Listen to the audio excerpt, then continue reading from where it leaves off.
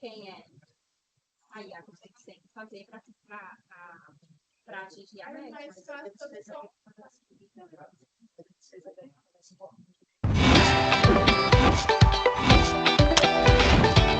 Controlar a corrente que passa entre coletor e emissor.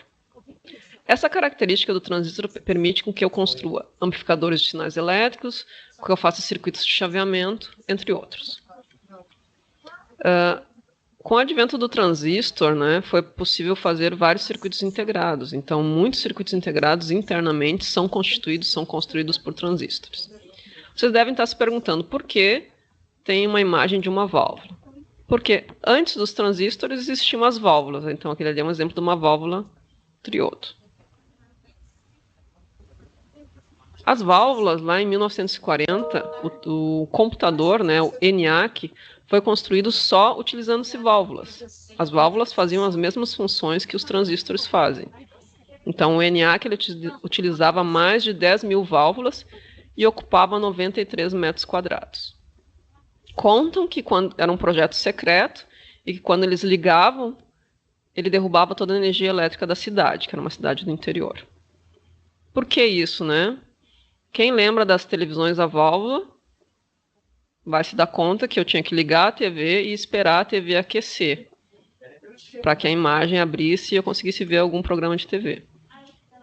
Na verdade, as válvulas têm essas características. Elas aquecem muito e isso gasta muita energia elétrica. Então, quando o transistor foi descoberto, foi uma grande revolução nas tecnologias. Um diodo também com esse nome. Em 1951, ele inventou o transistor. Essa imagem aí à direita, ela é o primeiro transistor. Então, era feito de germânio, tinha clipe de papel e uma lâmina de barbear. Então, o conceito do transistor é esse aí, não é a coisa mais bonita do mundo, mas foi uma descoberta que permitiu toda uma evolução da tecnologia. Os transistores são constituídos de duas junções PNs. Mas o que são essas junções PN, né? Se eu lembrar do diodo, o diodo ele tem uma junção PN, porque ele tem uma parte que é positiva, dopada com material positivo, e uma parte que é negativa. Então ele tem apenas uma junção, existe só um ponto, uma parte positiva liga com uma parte negativa. Os transistores não, eles têm duas junções PNs, por quê? Eles são transistores. Podem ser de dois tipos, né? PNP, então o P junta com N, o N junta com outro P, ou transistor do tipo NPN. Então os transistores sempre vão ter três partes, sendo que elas vão se alternando, PNP ou então NPN. Os transistores possuem então três pinos definidos como coletor, base e emissor. Na prática, pensando na característica construtiva do transistor, a base dele é 75 vezes menor que o tamanho do coletor e do emissor.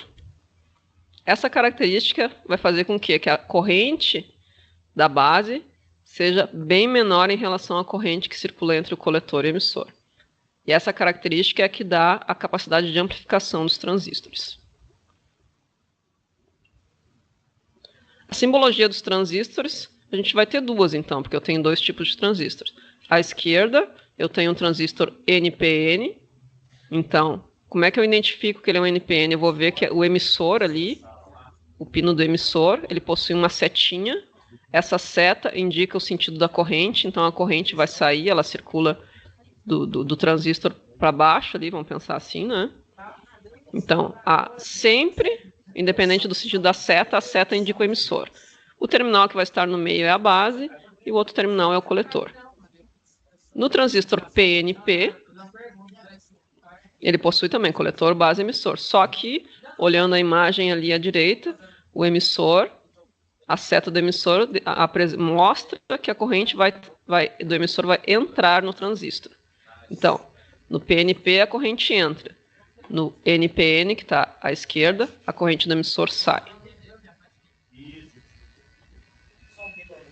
Falando na corrente, os sentidos da corrente para o transistor NPN, à esquerda, imagem à esquerda, como é que funciona? Eu tenho uma corrente no coletor, essa corrente do coletor, ela se junta com a corrente da base e forma a corrente do emissor. Na prática, se considera que a corrente do emissor é mais ou menos a mesma corrente do coletor. Por quê? A corrente da base normalmente é um valor tão pequeno que em grande parte dos cálculos eu posso desconsiderar ela. Posso dizer que a corrente do emissor é igual ao do coletor. Então, no transistor NPN, a corrente do coletor circula, se junta com a corrente da base para formar a corrente do emissor. À direita, o transistor PNP. Então, a corrente do emissor entra no transistor. Um pouquinho desta corrente vira a corrente de base e o resto é a corrente de coletor. Aqui vale a mesma situação. Eu posso dizer que a corrente do emissor é aproximadamente igual à corrente do coletor. Todos os transistores possuem tensão entre as junções. Então, entre a base e o coletor, e entre a base e o emissor, eu vou ter uma tensão de aproximadamente 0,6, 0,5, 0,7, né? Então, eu posso testar um transistor como se ele fosse um diodo. Esse teste serve para me dizer se o transistor está em curto ou está em aberto, ou seja, não conduz.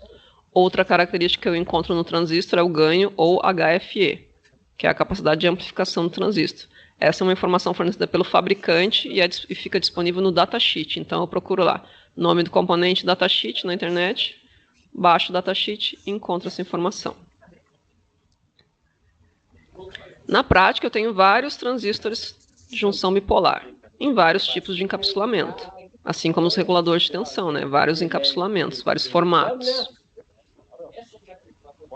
Por exemplo, para a família dos transistores BC, o encapsulamento é esse encapsulamento de plástico apresentado aí, e a pinagem para todo transistor que vier escrito BC e um número, vai ser coletor, base, emissor.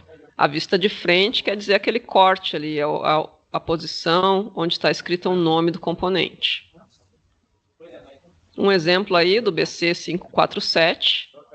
Então, ele é um transistor, o fabricante ali em cima é Philips Semicondutores. É um transistor NPN, de uso geral. Os features, as características são corrente baixa, a máxima corrente é de 100 mA. Eu sempre devo observar a corrente que o transistor suporta. Essa é uma característica importante para eu não queimar o transistor, né? E o valor de tensão dele, que é de 65 volts. As aplicações desse transistor, que é o BC546, BC547, aplicações de uso geral de chaveamento e amplificação. O transistor NPN, eu tenho ele disponível no encapsulamento TO92, que é esse encapsulamento que eu mostrei, ou no encapsulamento SOT54. O fabricante também disponibiliza a pinagem do componente. Então, ali, onde tem indicado 1, 2 e 3, é uma vista, como se eu pegasse o transistor e virasse ele com os terminais para cima. Eu devo prestar muita atenção quando eu olho o datasheet para ver qual é a posição que o fabricante me indica. Então, se eu pegar o transistor e virar os terminais para cima para eu poder olhar, eu vou ter que pino 1 é emissor, pino 2 é a base, pino 3 é o coletor. O transistor da família dos BDs, ele tem uma pinagem diferente do BC. Então, a pinagem dele é emissor, coletor e base. De novo, eu estou olhando ele de frente, e a frente é onde tem o nome dele estampado no encapsulamento. Então, o BD135G é um transistor de encapsulamento plástico de potência média. É um transistor NPN, de silício, né? Então, se eu for olhar ali à direita, ele é um transistor de 1,5 amperes. Então, bem diferente do transistor dado como exemplo anteriormente, né? O fabricante traz, então, a simbologia do transistor e traz também a pinagem ali. Esse transistor, então, ele foi desenvolvido para uso de amplificadores de áudio e drivers, utilizando transistores complementares. Esse transistor, em relação ao transistor BC, tem um ganho intermediário, né? O transistor BC normalmente tem ganho maior e corrente baixa. O transistor BD tem corrente intermediária e ganho intermediário. E os transistores da família TIP vão suportar corrente maior e vão ter ganho pequeno. Então, o transistor TIP, o encapsulamento dele é o TO220. A pinagem do transistor da família TIP 142, por exemplo. A pinagem é base, coletor e emissor. A pinagem ela é importante quando eu leio um esquema eletrônico e o esquema eletrônico me dá uma instrução. Por exemplo, ligue na base do transistor um resistor de 10K. Dependendo do transistor, eu tenho que olhar qual pino é a base. Então, por isso eu tenho que saber a pinagem dos componentes. O transistor, então, o tipo 41, né, é um transistor de potência média também para aplicações de chaveamento. O fabricante traz a Fairchild, traz a pinagem aí também do componente e a corrente dele ali, então, IC, corrente de coletor, é de 6 amperes. Existem ainda os transistores de encapsulamento metálico, como os da família 2N. A pinagem dele eu preciso me preocupar, olhar o chanfro, que é esse cortezinho que tem ali, um ressaltozinho que tem no metal. Então, ó, olhando ele com os terminais para cima também, a partir do chanfro em sentido horário, é pino 1, pino 2 e pino 3. Pino 1 é emissor, pino 2 é base, pino 3 é o coletor. Neste encapsulamento, o coletor está conectado ao encapsulamento metálico. Então, o coletor vai estar ligado à parte metálica externa do encapsulamento. Tem que ter cuidado que nada pode encostar, então, no encapsulamento, senão faça um curto. Tá aí um exemplo da imagem real do transistor. Então, o transistor 2N2222 é um transistor NPN de chaveamento. Corrente máxima dele de 800 mA, tensão de 40. As aplicações são para chaveamento e amplificação. E aí traz de novo, o fabricante traz a pinagem dele. Eu posso, para saber que tipo é o transistor, eu posso olhar o nome dele e procurar o datasheet. Ou eu posso medir com multímetro, também é uma possibilidade para identificar o tipo. Né? Posso também identificar a pinagem usando o multímetro. Como é que eu faço isso? Eu coloco o multímetro para medir no teste de diodo. E vou procurar lá no transistor quais são os terminais que eu consigo medir 0,6 volts, né? Ou seja, a junção, né? Identificar as junções do transistor. O terminal no qual eu mantiver o pino do multímetro, mantiver a ponteira do multímetro parada, e daquele terminal eu consigo medir para um e depois para o outro terminal, esse terminal, que é um terminal comum, ele vai ser a base do transistor. O terminal que eu medi um maior valor, então, para um lado eu medi 0,61, para o outro eu medi 0,65 volts, o que eu medi 0,65 volts vai ser o emissor. E aquele outro, o coletor. Às vezes não é possível identificar essa diferença. Às vezes a diferença é tão pequena que o multímetro não consegue medir. Aí eu vou ter que procurar o datasheet de fato. Aqui traz um exemplo. Ó. Coloquei o terminal preto no meio. Medi para o outro lado. O multímetro não mediu nada. Ok. O que eu fiz na imagem do meio? Botei o terminal vermelho no meio. E botei a ponteira preta para o outro lado. Opa, o multímetro mediu 0,6. Mantive o terminal vermelho no meio. Medi para a direita. Deu 0,6 também. Então, o que eu identifiquei? Que o terminal comum é o terminal do meio. E esse terminal é a base. Tá? Neste caso, eu não consigo identificar, porque a medida foi 0,6, 0,6, não sei quem é o coletor e quem é o emissor. Mas eu testei o diodo. Se ele mediu 0,6 e 0,6, quer dizer que ele está conduzindo corretamente.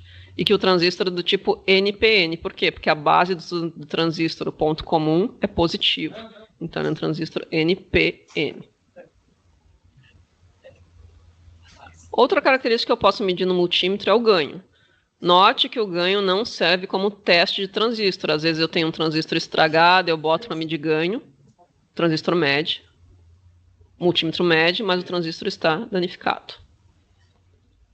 Para medir o ganho, eu preciso saber o tipo do transistor e a pinagem. Então, neste exemplo, o transistor é um transistor NPN, e como ele é da família BC, né, olha o encapsulamento dele, ele é coletor, base e emissor. Então, ali no multímetro, ó, vou selecionar o tipo NPN e vou encaixar os terminais do transistor nos furinhos ali de forma que fique compatível, né?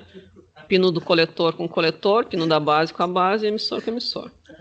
No caso desse exemplo, aí o multímetro está mostrando que o ganho é de aproximadamente 550. Então, aí